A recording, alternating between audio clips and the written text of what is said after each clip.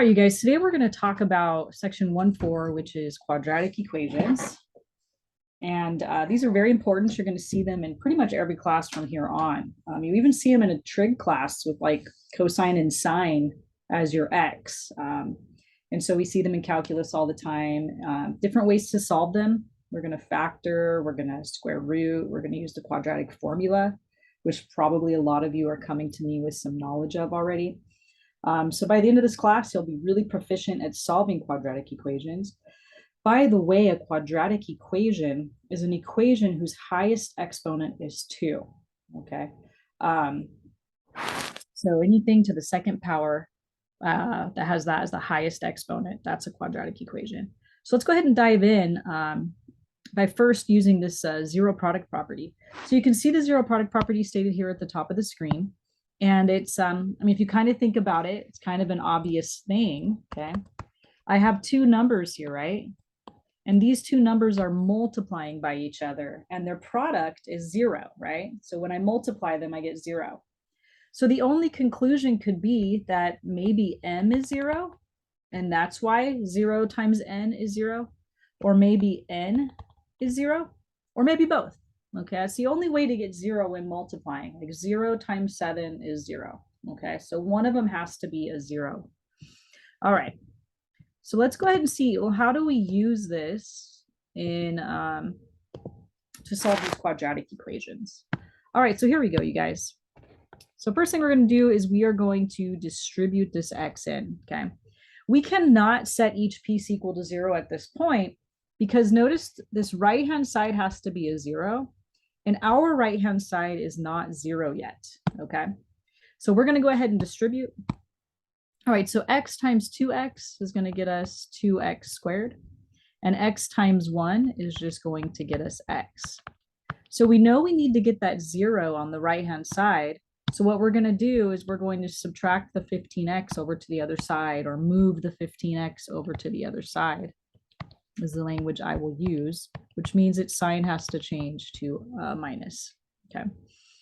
All right. Now at this point, there's a lot of different ways you could go about solving it. I'm going to factor it, factor by grouping. The AC method is what it's called in our textbook.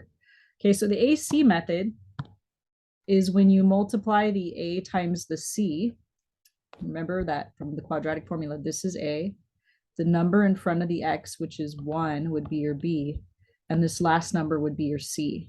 So that's the A and the C that I'm referring to, the one from the quadratic formula, okay? All right, so if we do A times C, that would be 2 times negative 15. So that's gonna be negative 30. Make sure that you include the sign on that. That's really important. Okay, so we wanna see what are the factors, and I'll just use this X because I see a lot of students have prior knowledge, prior exposure to it. So I will use it. So we want numbers that multiply to make 30 and add up to make the middle number, this number right here, of 1, positive 1, signs matter. All right, so I just make a list of things that multiply to make 30 and I start thinking, do any of them, add up to 1? Those are too far away from each other. Those are gonna be 7 when we add them up. 5 times 6? And so you know that the negative could either be on the 5 or it could be on the 6. And then you just kind of think, okay, I want this to add up to positive 1. So it looks like it would have to be this one because negative 5 times positive 6, right? It makes negative 30, but it adds up to positive 1. So those are going to be the two numbers that we are going to write in the parentheses when we factor this. So it's going to be I'm sorry, not in the parentheses. This has a leading coefficient, okay? So we're gonna go ahead and keep the front the same. And we're gonna use those two numbers, the negative 5 and the positive 6, to re-express this 1x part, okay? You notice negative 5x plus 6x is positive 1x, okay? So we kind of broke the 1 apart. All right, and then we're going to keep the back end exactly the same. So what I want you to notice is that this line and this line do equal each other. They are equivalent. They are exactly the same thing. The 2x squareds match The negative 15s match. And if you think about it all, this stuff matches, okay? So this is exactly the same. All right, so once you get your 4 terms, we're going to use factoring by grouping. Factoring by grouping is when you kind of slice this equation down the middle. Okay, so I'm going to put in here, by the way, just so we get used to the language, factoring by grouping, so you know going on at this stage of the game. Okay, so this step is factoring by grouping. That's a pretty bad arrow. Let me try that again. There we go. Okay, so the way that factoring by grouping works is you just look at the first two. You kind of ignore the second half and you say, well, what do those have in common? What can I factor out? And I notice that 2 and 5 have nothing in common. Nothing divides into both of them. But they do both have an x in common. So I'm going to factor out the x. So that's going to leave us with 2x minus 5. Then I look at the back end and I say, okay, well, what would divide into both of those? What do they have in common? And so 3 would divide into both of them. So I have to take out a sign. I have to put a plus or a minus. So make sure that you put a positive sign there. And I'm going to be taking out a positive 3. Okay, so that gets us this. Remember, taking out means dividing. When you're factoring out, you're really dividing. So how did I get these numbers of 2 and 5? Well, I factored out a 3. So 6 divided by 3 is 2. 15 divided by 3 is 5. So we're just dividing when we do that.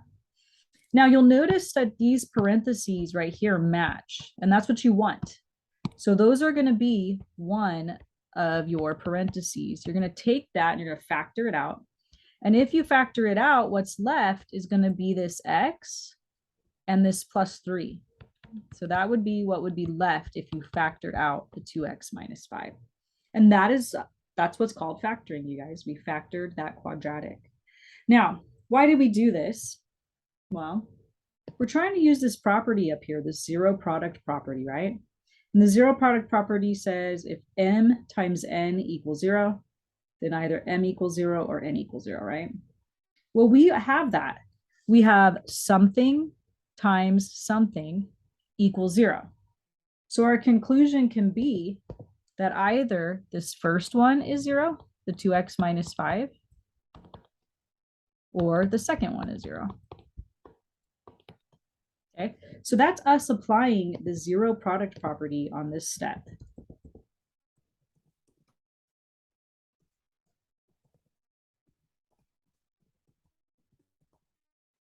Okay, so let's go ahead and take it from there. How do we use the zero product property? Okay, so from here, you're just going to do everything that you've been doing, in the last section and previous classes. Okay, so we're going to go ahead and move the 5 over to isolate the x. So it'll be a positive 5. And then to get rid of the 2, we would divide since it's multiplying. So x equals 5 halves is one solution. Okay. And then on this one, we'll just move the 3 over, changing its sign because we subtracted it over. And negative 3. So that's going to be the 2 solutions to this quadratic equation. Now, in general, if your highest exponent is 2, then you should expect 2 solutions. Okay, you might have one solution with the multiplicity of 2, which we'll get into later, or when it happens, I'll bring it up. But that's a general rule, is that if there's 3 is the highest exponent, I should expect 3 solutions. If 4 is the highest exponent, I should expect 4. I always like to tell students that because often they're missing a solution. They'll have a degree 2 and they'll give me 1 and they'll be fine with it when they were actually missing a solution. Okay, so just kind of do that little exponent check and you'll see if you've got them all. All right, number 2. Now, in order to use the zero product property, right, the m times n equals 0, the right-hand side has to be 0. So it's kind of a goal of ours is to make sure that one side of the equation has a 0 on it, right? So what we're going to do is we're going to move the 8x over to the other side, keeping, in general, you want to keep the highest exponent, this highest exponent term, positive. So that's why I decided to move the 8x instead of moving the 24x squared.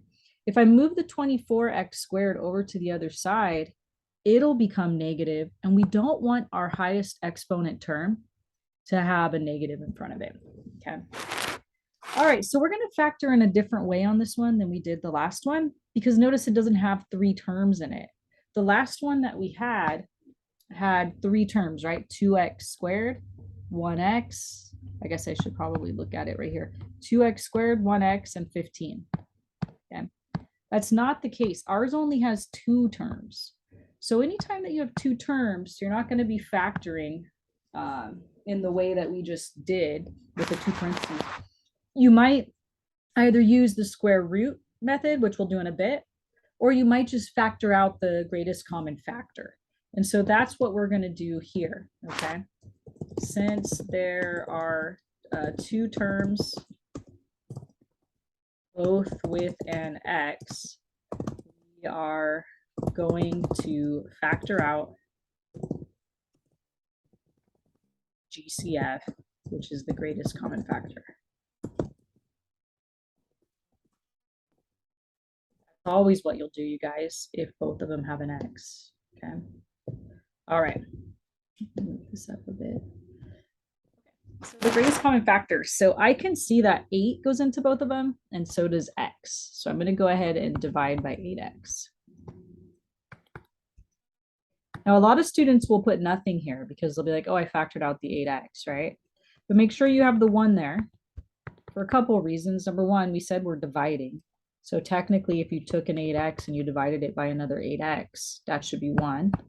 Another reason is think about redistributing. If I distribute this in, there has to be a 1 here, so that way I get this 8x when I redistribute. If I don't have them there, I forget about them. Let's say I don't have them, okay?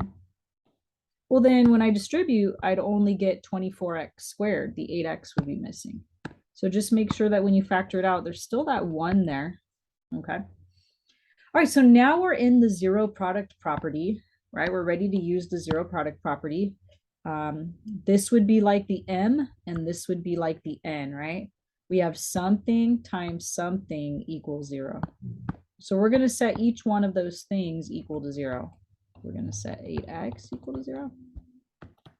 And we're going to set 3x minus 1 equals 0. All right, so to get rid of the 8, you would have to divide it out. And so you have x equals 0. This one's going to take a little bit more work. It's a 2-stepper. So we're going to add the 1 over, so it should become a positive 1. And then to get rid of the 3, we're going to divide by 3. So we have x equals 1/3. All right, the highest exponent was a 2. We have 2 solutions. So we got them all. No probably about it. We got them all.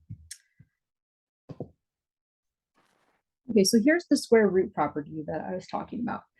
So the square root property would be if you only have an x squared and no other x's. Okay, if you only have an x squared and no other x's. Okay, so the first thing that you want to do is make sure that you isolate the x squared. So whatever you need to do to isolate it, that's step 1. All right, so in this case, to isolate the x squared, we'd have to get rid of that 3. So we'll divide by 3 to both sides. So 12 divided by 3 is 4. Now at this point, what you're going to do is you're going to square root both sides of the equation. And there's a lot of ways to think about this, and I have to explain it in this class and what I think would sit the best with you.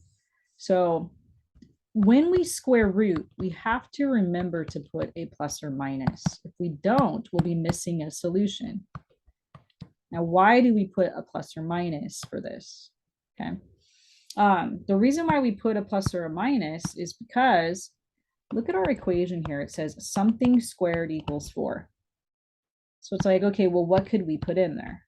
Sure, we could put a 2 in there. 2 squared is definitely 4, right? Okay. But if we don't put a plus or minus, then we're missing the fact that negative 2 squared is also 4. Remember, negative times a negative equals a positive, okay? So we've got to remember to put a plus or minus whenever we square root, and furthermore, whenever we even root.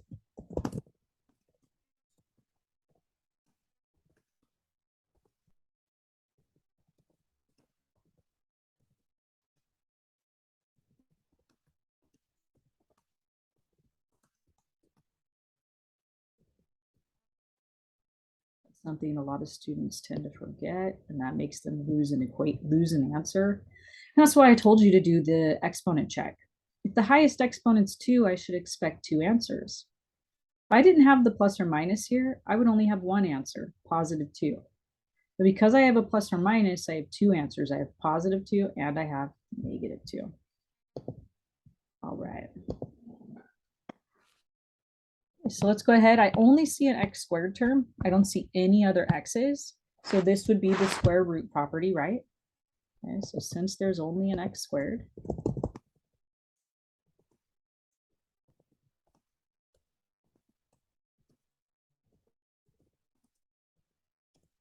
and no other x's, use the square.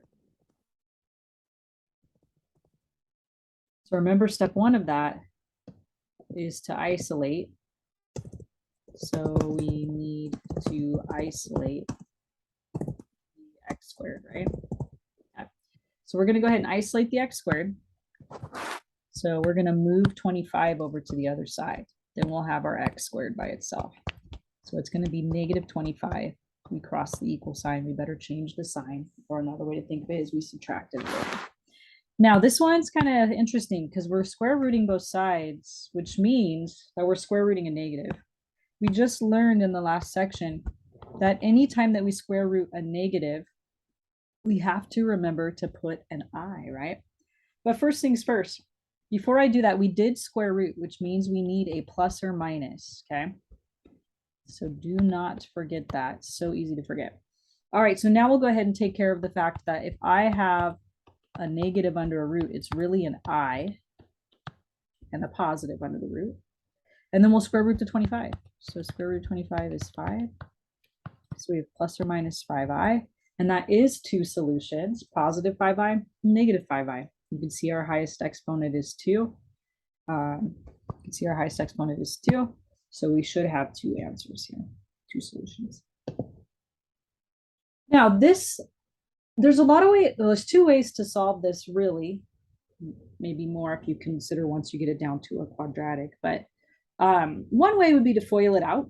And I have most students do that on the test because what I'm about to do isn't something that I think our brains naturally go towards, but it is the shorter way of getting it done, okay? So instead of FOILing this out and doing x plus 7 times x plus 7 and all that, okay? To get rid of the squared, you can get rid of it another way besides FOILing, how we just learned. To get rid of a squared, use square root. Just remember, whatever you do to one side, you got to do it to the other side. So that gives us x plus 7, no longer squared, just a regular x plus 7, because the square root canceled out the squared. Canceled out the squared. All right, anytime we square root, don't forget your plus or minus on the square root of 8. Okay. So for the square root of 8, either you plug it into your calculator to see that it's 2 root 2, if your calculator does that, or you just think of it as 4 times 2 would be a good way to think of it, because the square root of 4 is 2. So that's one way.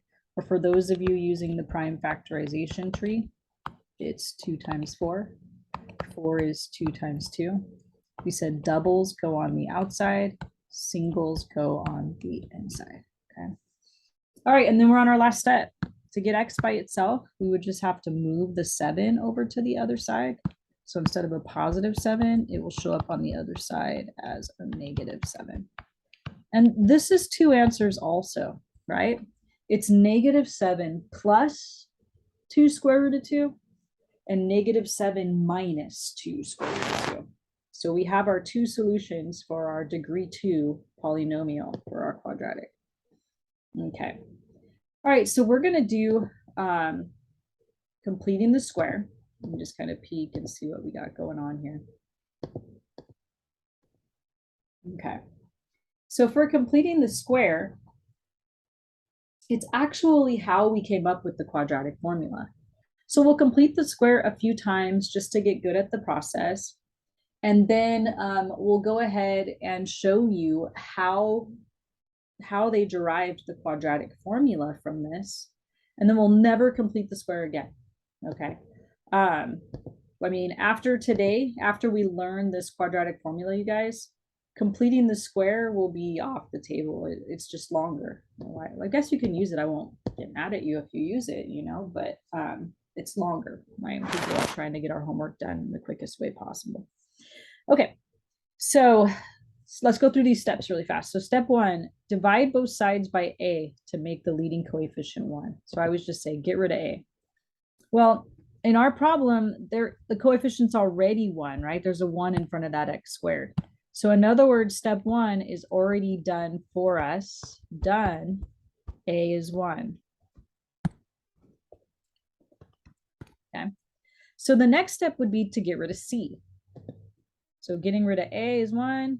Oh, it doesn't have getting rid of c. Yeah, isolate the variable term. So I'm going to put my short language in here for you guys. Get rid of a. Get rid of c.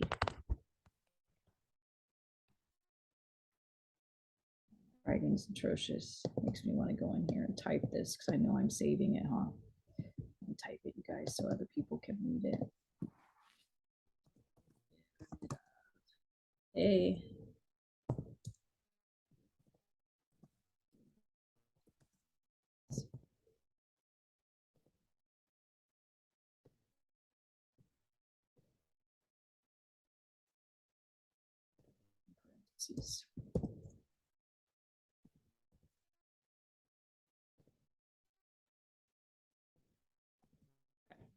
So get rid of C. So that one we need to do because we do have a C term. Oops, sorry guys. We do have this 5 here, right? So let's go ahead and move the 5 over to the other side and make it -5 over there. Now, when I move it over, I am going to leave a little space for where it was, and you'll see why. Okay. All right, so I'm going to leave a little space. So now there is a formula for completing the square. Does it have it here? Yeah, it has it written out in words. So for me to write it out, it is actually 1/2 of b squared. So that's the formula for completing the square. So we're going to use that. So off to the side, we have to take 1/2 of b and square it. Okay, so b, remember, this guy's a, this one. This guy is your b, right? And then this one on the other side was our c, right?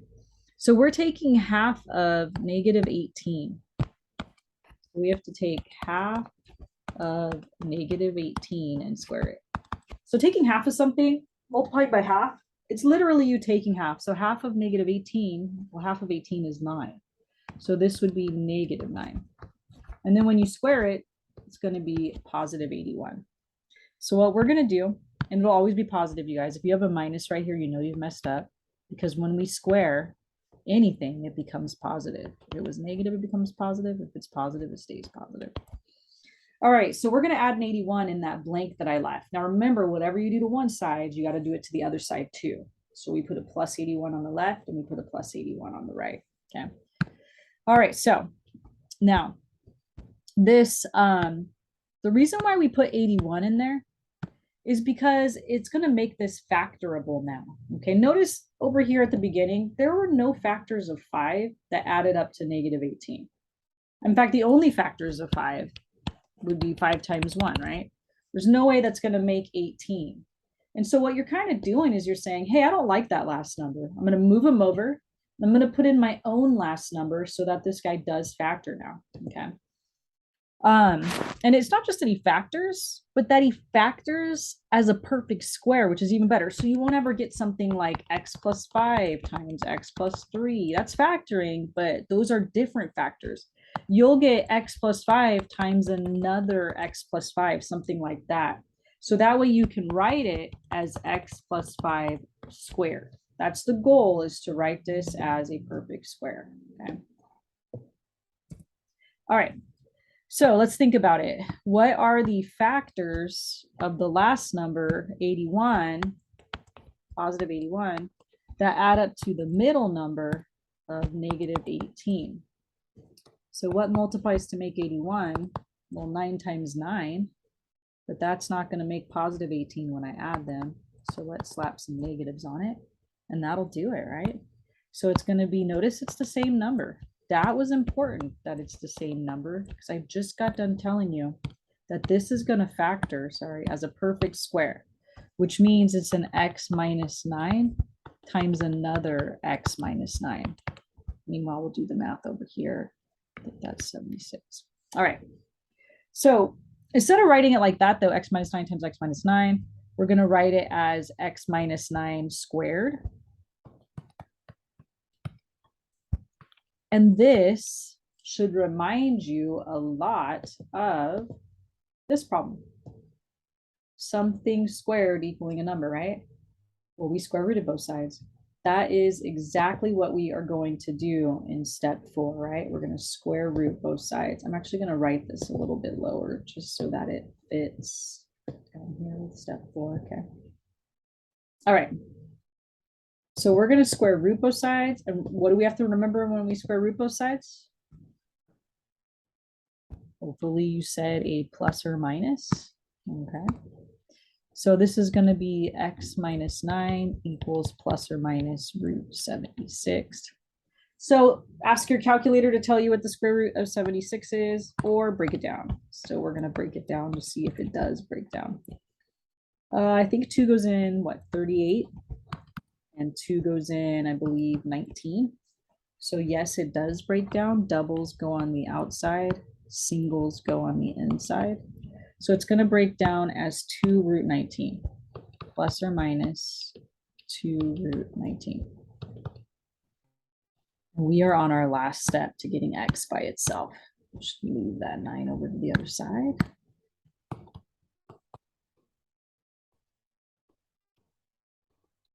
All righty. So that is, or those are our 2 solutions to this quadratic equation by using completing the square. Let's practice it again. All right, so step 1 was get rid of a. We do have an a this time. We have a 2. So we're going to divide everybody by a 2. Okay.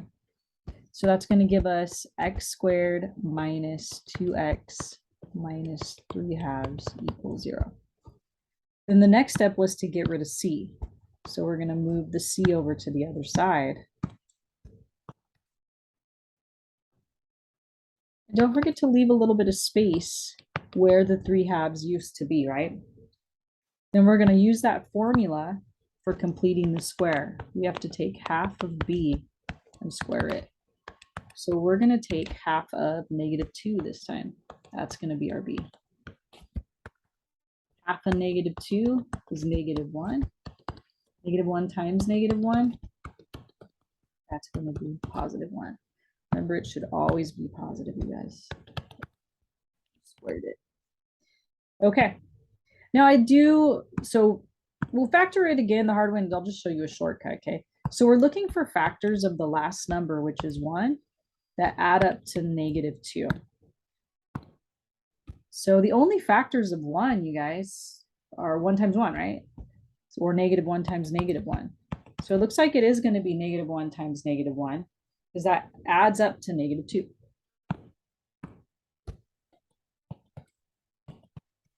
So we have x minus 1 times x minus 1, or otherwise known as x minus 1 squared, right?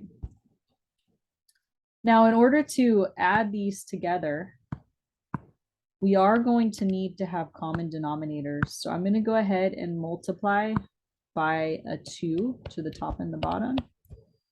So it looks like we're going to get 3 over 2 plus 2 over 2, which gets us 5 over 2. Then to get rid of the squared, we're going to use the square root property. We're going to square root both sides. Don't forget your plus or minus when you square root.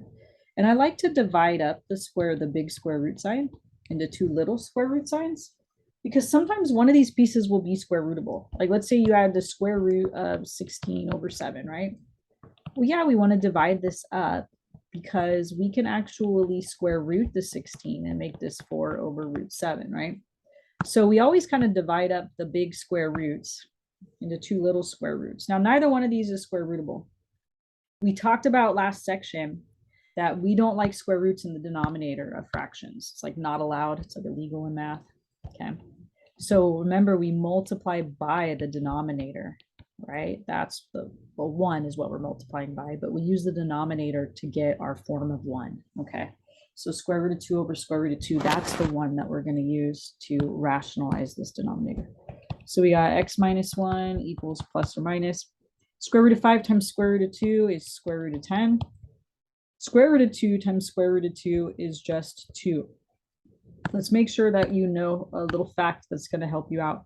If you're ever taking a radical and you're multiplying it by the same radical, my claim is that the radical goes away. Let's think about it. If I have the square root of 2 times the square root of 2, it's really the square root of 4. But the square root of 4 is 2, right? And that's not just this one, right? You take any of them. Square root of 3 times the square root of 3 is the square root of 9, which goes back to 3. So if you're ever taking a radical times itself, the radical goes away is the gist of it all. All right.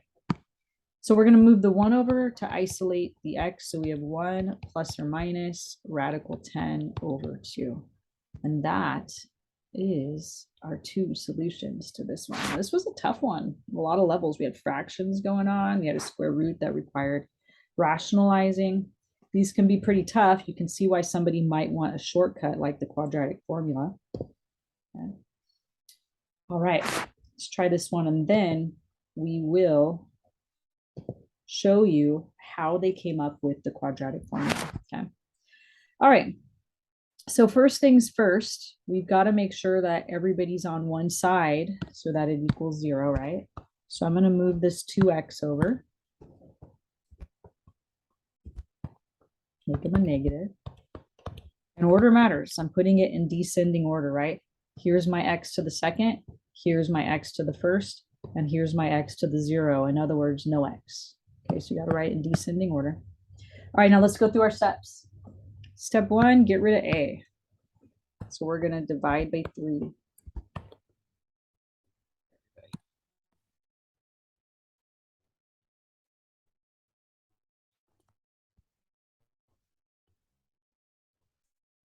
Step 2, get rid of c. So we're going to move the 4/3 over.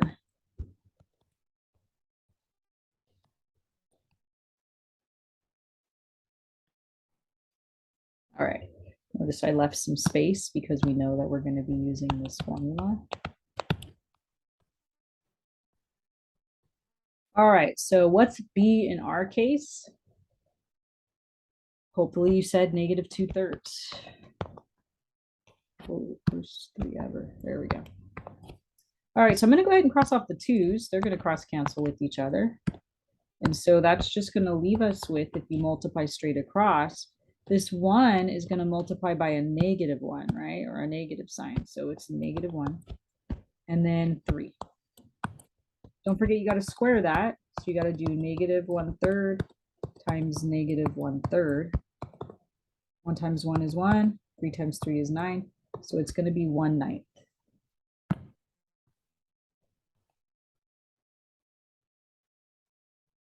I want to start shortcutting this because we're just going to do it so much, right? So what I want you guys to notice is when you are thinking about how to factor it, my claim is that the factors are just half of the middle number.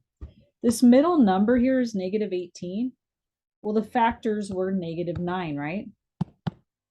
Half of it. Go over here to this one.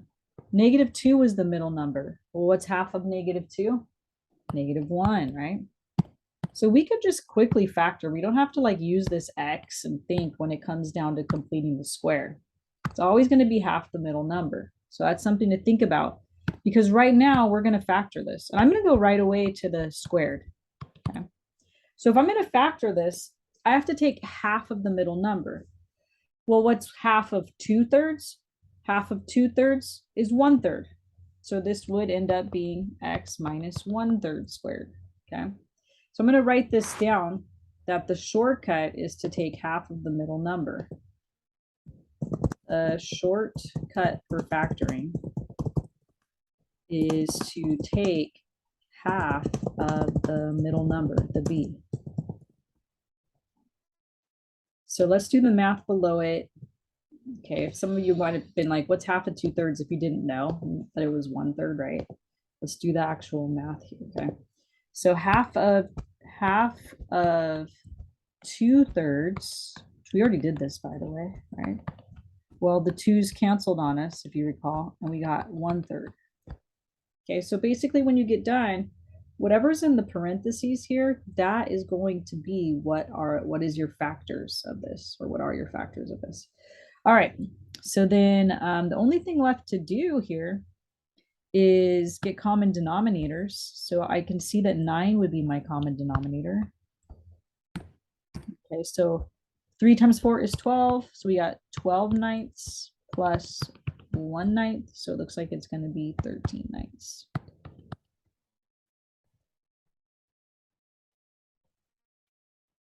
Okay. All right, and then to get rid of the squared, we just got a square root. So let's go ahead and square root both sides. Don't forget your plus or minus. There we go. And I'm going to break the big radical up into the little radicals like I talked about in the last example. And that's going to be really helpful on this one because you can see we have a square root of 9 in the denominator. So we're going to be able to square root that guy. So it's going to be the square root of 13 over 3. No need to rationalize because there is no square root in the bottom. So we are good to go. We just have to isolate the x still, right? So let's move the negative 1/3 over. We'll make it a positive 1/3.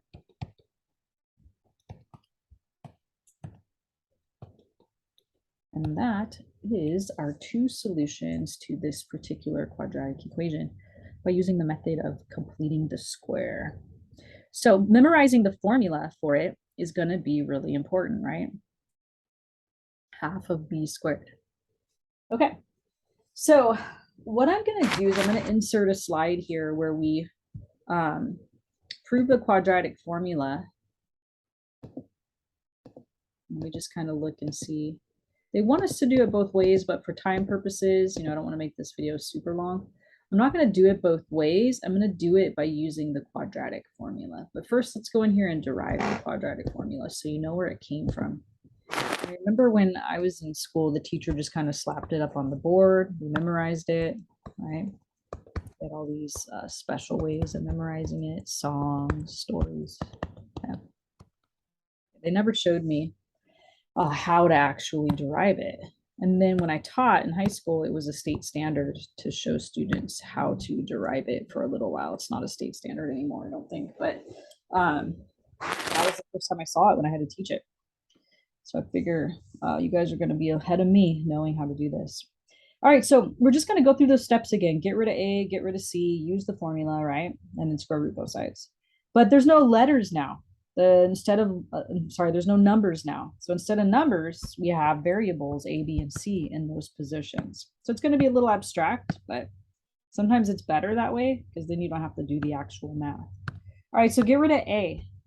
So we're going to divide everybody by A.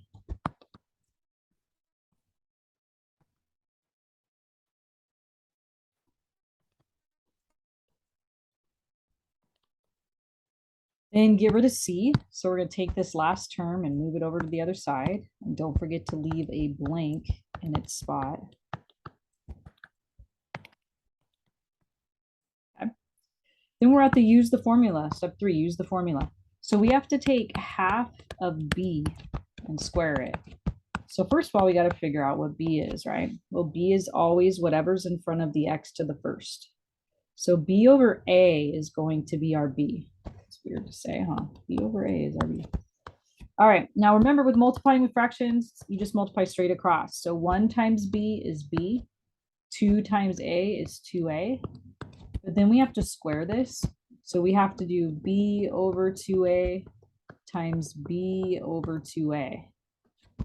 So b times b is b squared. 2a times 2a is 4a squared. So that's what we're going to add to both sides of the equation.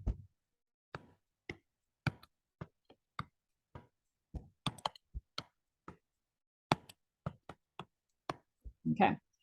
Now remember our shortcut to going straight to the factorization of this, straight to it being factored. Our shortcut was to just, it's whatever's inside the parentheses right here. It's half of the middle number, right? So this is always going to be, this piece right here is always going to be what's going to go right here. So we're going to have a b over 2a right there. Okay. You're just taking half of the middle number. All right, meanwhile, we need to try to combine the right-hand side of the equal sign, so common denominators. So we have to think, how would we get common denominators? Well, I need to turn this one here into a 4a squared. So it's going to need another a and a 4. So the top right here, that's going to be 4ac. And the 4a times another a would just be 4a squared.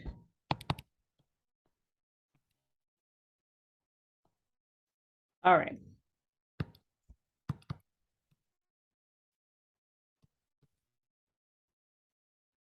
All right, so we got, if you think about it, the bottoms are the same, right? So we could just put them over 4a squared. And the top right now is this. But when you're doing a proof, you always want to look at what am I working towards? What's the goal here? Okay, so the goal here is this guy, right? And there's the minus 4ac and the b squared, but they're in a different order than how we have them, right?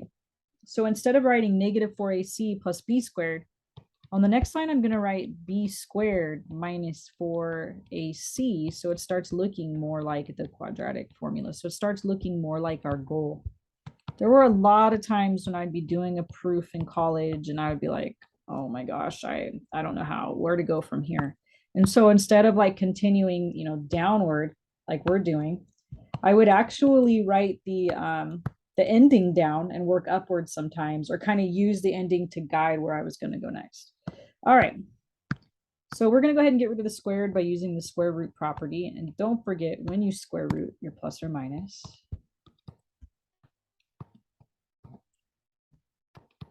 So I'm going to put my plus or minus. I'm going to split big root into little roots. Okay. Now we can't square root the top. And we don't want to. Remember our goal, it does have a square root of b squared minus 4ac right here. So that's perfect. We want to leave that guy alone. But the bottom, we can square root 4a squared. So let's do it.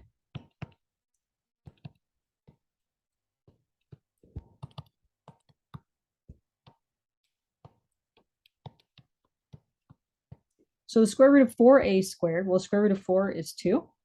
The square root of a squared is a. So it looks like it's just going to be 2a. We are almost done. 2 more steps and we have it. For those of you who've never seen this, I hope that you're having a moment where you're like, oh my goodness. That's where they came up with the quadratic formula.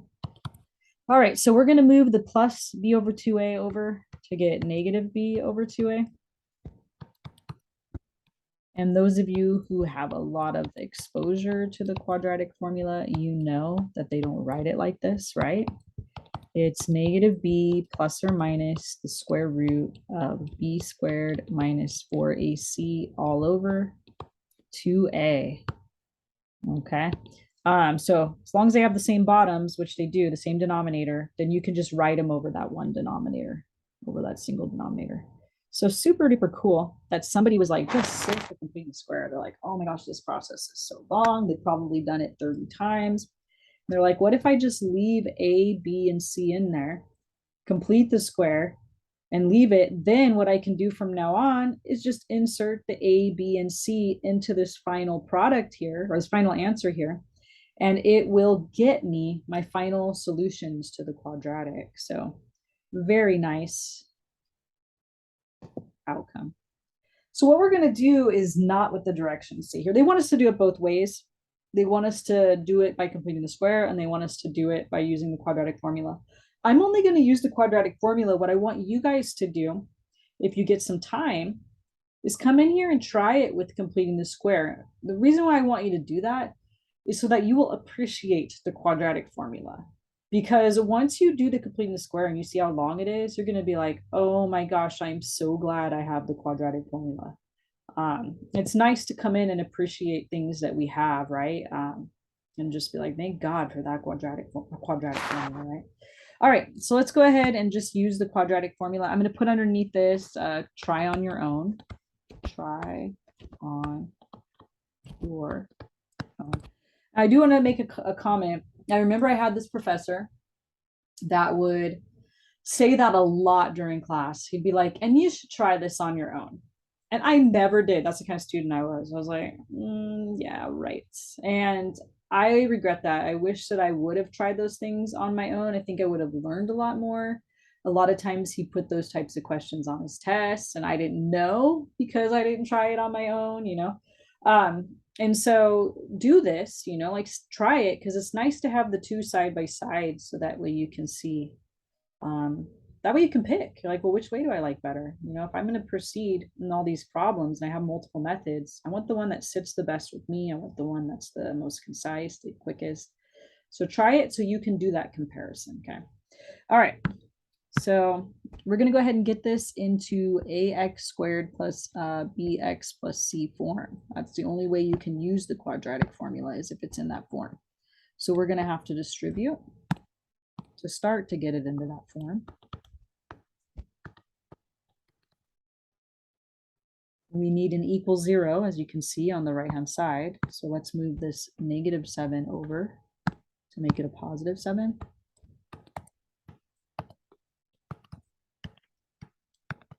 There we go. All right. So if we're going to use the quadratic formula, this will be our first time for some of us. We have to figure out what a, b, and c are, so that way we can just insert them into the formula. So a is always going to be what's in front of the x squared. B is going to be what's in front of the x to the first. And make sure you include the signs, you guys. It's very important. If it's a negative, that you write negative. And then +7. Okay, that's going to be. A lot of students will accidentally include x's here. These are only numbers, guys. There should never be a variable involved here. These are all numbers. Now, me personally, on my homework, I write down the quadratic formula every time for a few reasons. For some reason, having it written and seeing it right in front of me, I mess up less. But also, if you do that on every homework problem, you're going to have that thing memorized without even trying. You're not flashcarding yourself and thinking, I need to memorize this. It's just, hey, I wrote it down on every homework problem. I've got to memorize now. So it's like a quick and good sneaky way to memorize without really, you know, sitting down and making yourself memorize. All right, so let's go ahead and substitute in. So negative b, so it's going to be -6. There's a negative in the formula, but the b is also negative, so that's why it's -6. Okay, -6 is the b squared, -4 times a, which is 2, times c, which is 7, all over 2 times a. So 2 times 2. All right, -6. That is just going to get us a +6, right? And when you square -6 times -6, it's +36. And I'm thinking from all the math right here, the 4 times the 2 times the 7. 4 times 2 is 8. 8 times 7 is 56. All over 4. And I've stressed the all over, because guess what I get students doing? They don't stress all over, and then they have just this part over 4, and they end up getting the answer wrong. They don't realize that that fraction bar extends for all of it. Okay. All right, let me just bring it on up over here to finish. All right, so it looks like it's going to be 6 plus or minus. When we subtract those, we're going to get a negative, which means that we're going to get an I, right?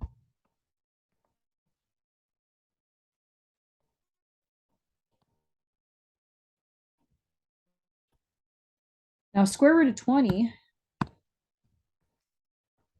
probably the easiest way is to think of it as 4 times 5.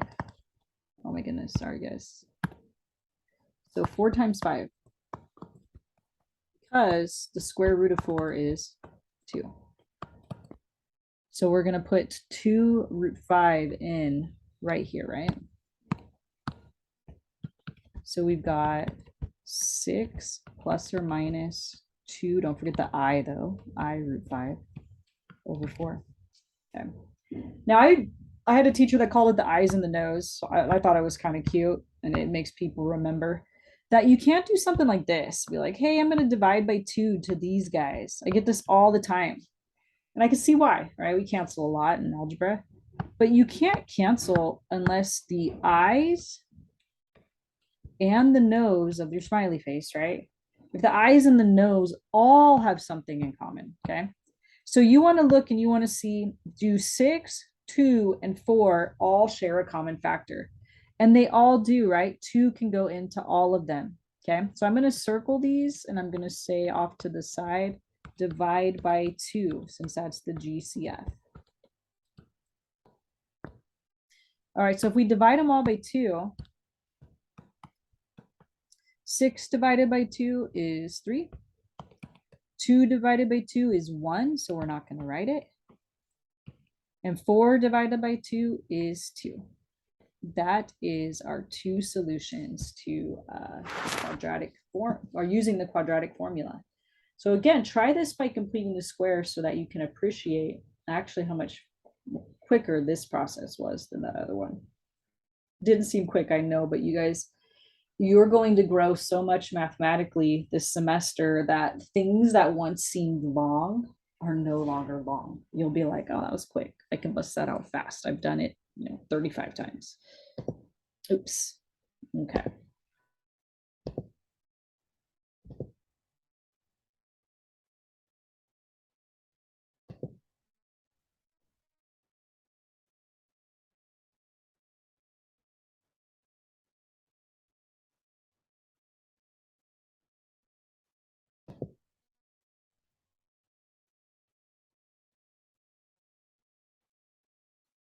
Okay.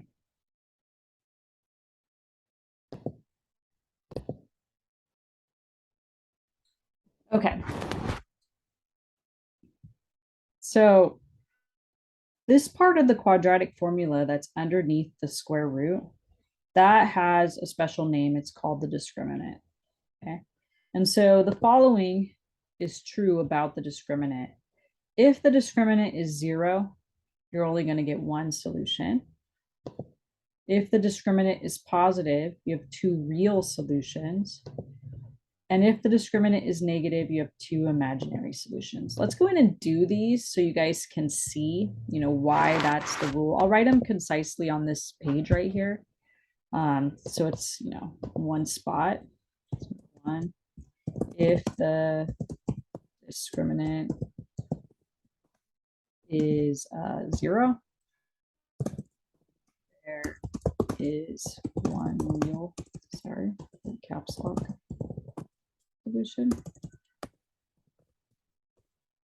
2, if the discriminant is positive, there are 2 real solutions.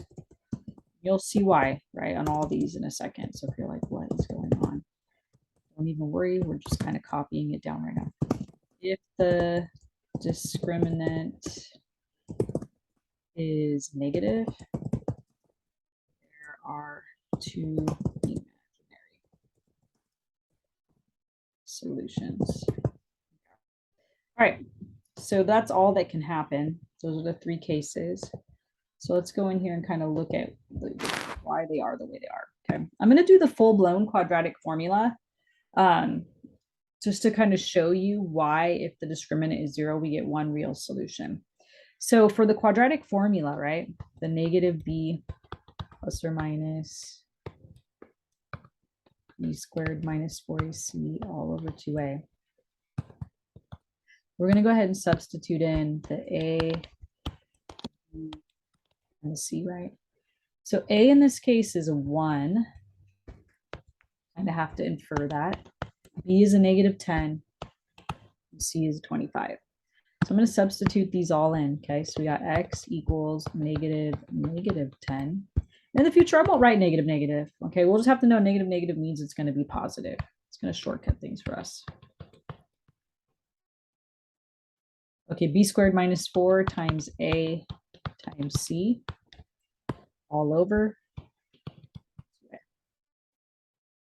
So positive 10, negative 10 times negative 10, 10 times 10, 100. And 4 times 25 is also 100. Guess I didn't need that big of a radical. All right, all over 2. Now, this is a situation where the discriminant is 0, right? Notice right here, the discriminant is 0.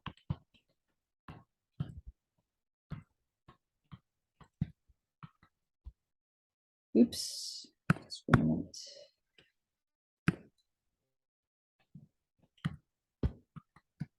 Okay. So what that's going to do is that is just going to simply annihilate this part. It's gone. It's a 0. And what's the square root of 0? 0. And what does adding or subtracting 0 do? Nothing. 7 plus 0 is still 0.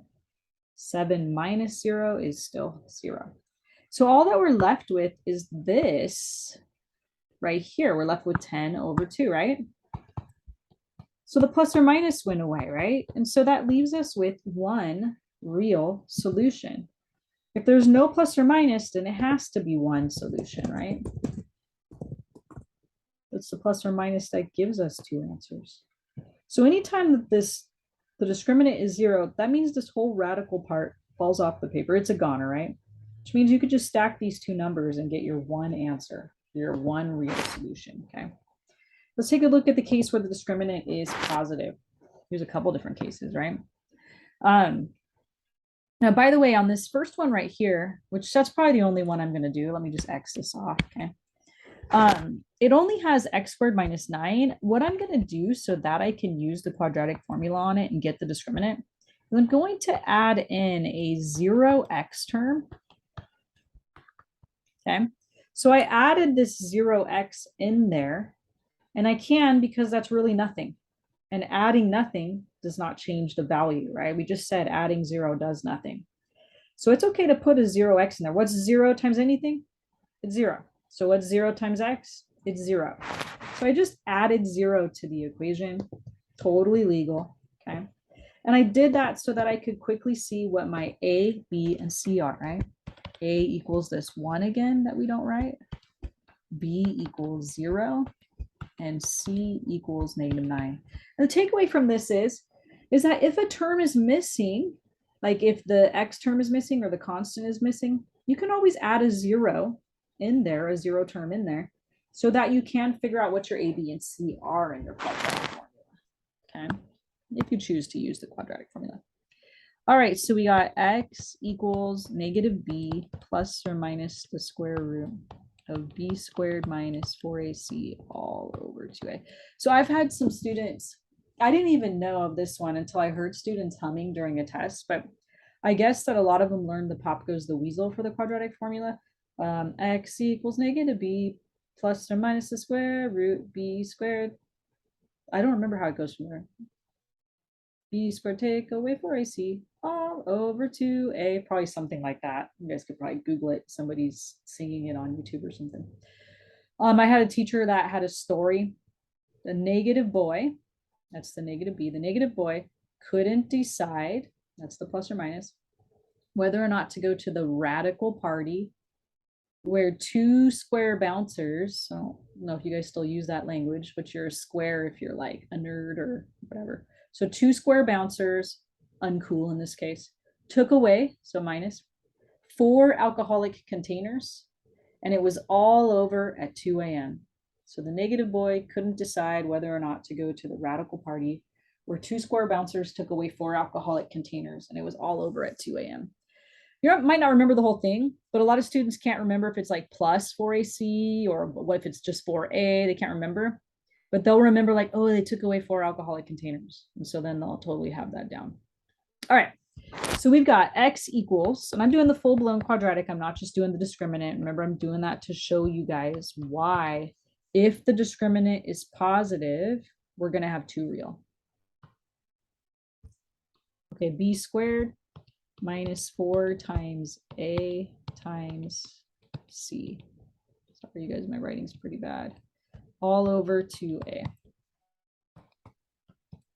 All right, so we end up with, this part's gone, right? The negative 0, gone. So it's just going to be plus or minus. 0 squared is gone.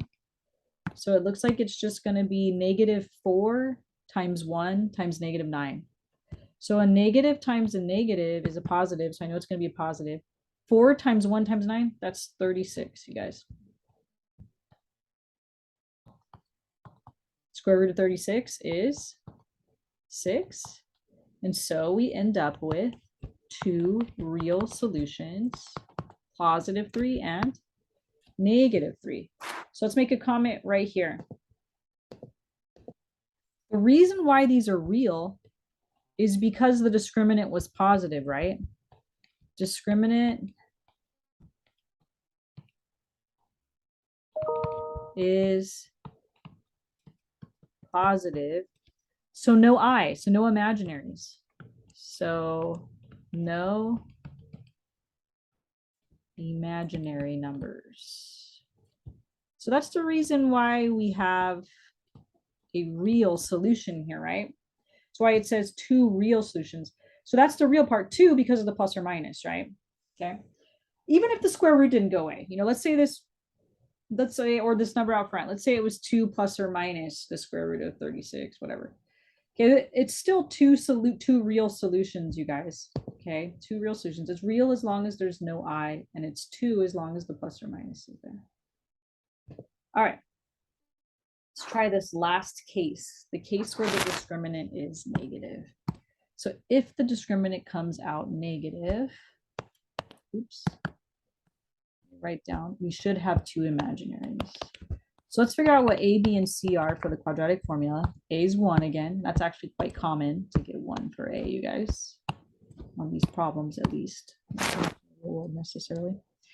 All right, so we know our quadratic formula, negative b plus or minus b squared minus 4ac all over 2a. All right, so I'm going to substitute in. I'm going to plug in 3 for the b squared, so 3 squared is 4a all over, it was all over at 2a. All right, negative 3 plus or minus, okay, 3 squared is 9. 4 times 1 times 5, who cares about times 1? So 4 times 5 is 20. And 2 times 1 is 2. So we can see already that we're going to get a negative under the radical. 9 minus 20, that's negative 11, right? So that means that we have an imaginary number, right? This is no longer real. We have to pull an I out and make that positive 11. Okay. And that's actually the answer. We don't have to go any further. We can see that, that since the discriminant was negative,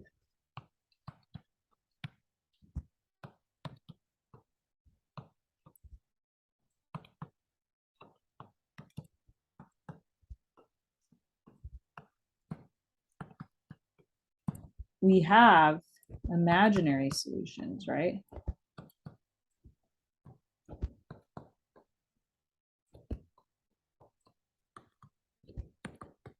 Okay. All right, and 2 of them because of the plus or minus, right? So hopefully it's making sense to you why they're saying, okay, if it's negative, we get imaginaries. If it's positive, we get reals. Okay. All right, I think we're almost done, you guys. Yeah, 3 more. And these are just kind of random problems where they're quadratics and we have to solve for a variable, and there's going to be a lot of variables. So in this case, we're going to solve for a. So we have to isolate the a. So we're going to move the b squared over to the other side.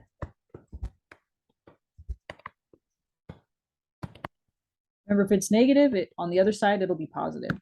Then we're going to have to divide by 4 to get rid of the 4.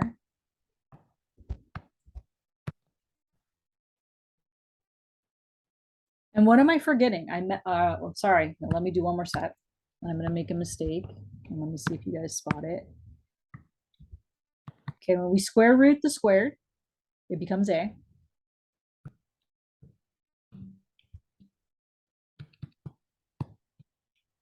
I've made a mistake. So let's see if you caught it. The mistake that I made is that I forgot my plus or minus. Okay, so that was mistake number 1 that somebody can make on this. We're going to split the big root into 2 little roots because we can square root 4. So we might as well. Okay. So this is going to be a equals plus or minus. And yes, Connect Math is going to mark you off if you do not square root that 4. And if you forget the plus or minus, right? It is going to mark you off. Okay. All right, now don't do too much. I get some students, even all the way up in like my calculus class, where if it's like a b squared plus 16 and there's a square root over it, they square root each piece. They're like, yeah, that's b plus 4, Mecklenburg. And it's like, no, that's if it was written like this, you guys. Then go ahead and do it. But in general, the square root of whenever you're adding or subtracting, you guys, never square root each piece. Never square root each piece. Okay. It is not a thing. So if you see a plus or a minus between them, don't go square rooting it. Okay. You will end up getting that wrong. All right, let's try the next one. Oh, this one's going to be a piece of cake. So we got to get the x by itself. So let's get rid of this 2 pi. It's multiplying. So we've got to divide it to get rid of it. And then to get rid of the squared, you square root. And don't forget your plus or minus, right? Okay. Now you can just leave it. I think Connect Math will let you get away with it, from what I remember. It's weird because we tell you to make sure there's no square roots in the denominator. And then when you get into higher classes, they're like, well, you know what, we're okay with square roots in the denominator now. It's mostly trig that they're like very anal about. Make sure you don't leave any roots in the denominator. Okay, so, but definitely remember your plus or minus on this. You did square root both sides, right? So you got to have a plus or minus. So x equals plus or minus. Let me write it this way so it's pretty.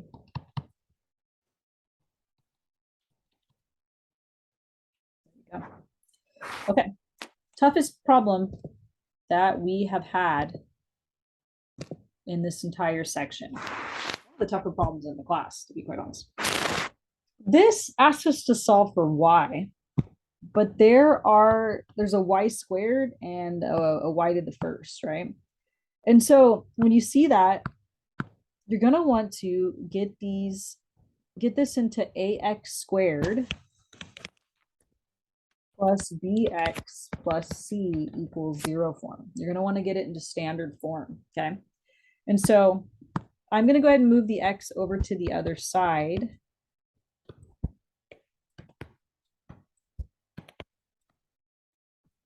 Which will mean it'll be negative x. So what I want you to see is in this problem over here, we have an x squared and we have an x. Okay, in our case, the variable is y. We have a y squared and we have a y. Okay. Now, we have a fraction. And you guys know how to get rid of fractions. We did it in the very first section, section 1.1. You multiply by the LCD. I'm going to do that because I do not want to work with fractions here, you guys. And 4 times 0, it's still going to be 0. So that's really nice. And what's going to happen here is these 4s are going to cancel. So it's just going to make it zy squared minus 20y minus 4x. And so now I already feel better. There's not fractions. But back to here's my y squared and here's my y. That means that this entire thing is my A. This entire thing is my B. And then this entire thing is my C. If you look and compare it to over here. Okay. I'm going to write that out to make sure it's explicit. So what we're saying is that A is going to be Z. That feels weird. B is going to be -20. And C is going to be -4x. And we are going to plug this into the quadratic formula with a slight twist. -b plus or minus e squared, take away 4ac, all over 2a. The slight twist is our variable is not x, our variable is y. So you know how it's x equals -b, blah, blah. Well, not in this case. Our variable for this one is y, right? We have y squared and we have y instead of your typical x squared and your x, okay? All right, so we got y equals -20. We said negative, just make it a +20. Over b squared, so over -20 squared, minus 4 times a times c, all over 2 times a, 2 times z. Okay, so we got y equals 20 plus or minus. Well, -20 times -20 is 400. And I can see that I have two negatives, right? I've got a negative here and I've got a negative here. That means it's going to be a plus. A negative times a negative equals a positive, right? 4 times 4 is 16. So there's going to be a 16. And I see a z and an x that are going to multiply by each other. And then the bottom is just going to be a 2z. All right, I'm going to bring this guy down a little bit. Now, it probably will mark you off here only because there is some simplifying that can be done. Okay. Underneath the radical, you can actually factor a 16 out of both of those terms. I believe that 16 goes into 400, so 12 times. Oh, let's see. Goes into 40. No, it can't be 12. It goes into 40 at least twice for 32. And it goes into 85 times. Oh, okay. So it's going to be 25. Just kidding. So 25, and then if I take the 16 out of the 16xz, it's just going to be xz. Okay. So let's kind of recap. The 400 and the 16 are both divisible by 16. So I pulled the 16 out. So how many times does 16 go into 400? 25. How many times does 16 go into 16? 1. Okay. Now, why do that? You're probably going, Mecklenburg, why though? You're giving me more work. Because first of all, we get marked off on our homework assignment, you guys. But second of all, this is going to become much neater. Sorry, you guys, I accidentally turned my Pro off for a second. Okay. So I can, why do that? 16 is a perfect square, right? So I'm going to keep that circled. 16 is a perfect square. I can square root it. The square root of 16 is 4. So that's why I'm going to write a 4 in the problem, okay? And the rest of it is not square rootable because it's adding, and we talked about it. Don't square root to 25 because it's adding. Just leave that stuff underneath the radical here. Okay. Oops, that's a z. So the only thing we changed was the red part, you guys. The square root of 16 that you see here is what became the 4. The rest of it stayed underneath the radical. Okay, and then the bottom, of course, is going to be 2z. So another reason like why we did that, besides the fact that it's square roots, is now the eyes and the nose, right? Let's go back to our eyes and our nose of our smiley face, right? I can see that 2 goes into all of those. So I'm going to divide them all by 2. The stuff in green, right? So if I divide by 2, this becomes a little bit smaller, a little bit prettier, right? So we're going to get 20 divided by 2 is 10. 4 divided by 2 is 2. And 2z divided by 2 is just z. So we have this nice looking answer in the end. That's definitely smaller, a little easier to digest. So that was a toughie, let's kind of go over it again. First thing we did is we moved everything to one side, so we have the equal 0 that we have to have in order to use the quadratic formula. The next thing that we did is we said, fractions, we don't really want to plug those into the quadratic formula. It'll be a fraction within a fraction. So multiply by the bottom, by the denominator of 4 to every single term. And now look at this nice equation that has no fractions in it, okay? We spotted the y squared and the y. That means all the other stuff is going to be our a, b, and c, right? The coefficients in front of them, in other words. We plugged them into the quadratic formula, and we noticed that under the root, these had a common factor. So we pulled it out, and it turned out to be square rootable. And so we square rooted it. Then we looked at the eyes and the nose. They all could be divided by 2. So we divided them all by 2. That is a tough problem, you guys. All right. Okay, so that's it for 1-4. See you guys next time.